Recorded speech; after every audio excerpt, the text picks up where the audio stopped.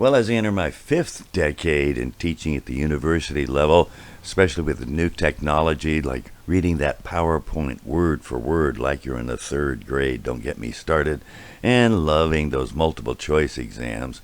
And there are some biases. The presentations and compositions and discussions could be subject to some subjectivity.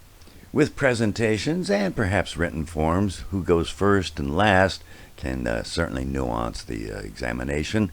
And if you do it instead question by question or page by page, that's certainly a little bit better. And of course, that way, once you're past the first page, anonymity of the author is less likely to be problematic. Multiple choice, oh, the darling for time efficiency. Of course, many a student knows you just choose the longer answer.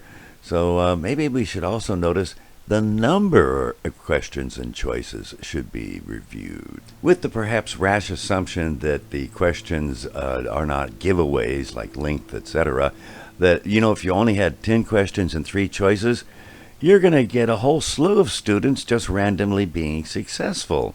Likewise, as you increase the number of choices and increase the number of questions, then it becomes less of a successful random set of choices. Then there's grading on the bell curve, which I don't do because I have a kind of a standardized test because the students have practice problems to match. And let's do a simulation.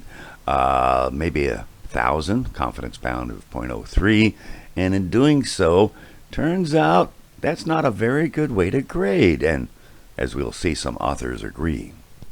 And with 25 students, you can get a whole grade difference between course to course.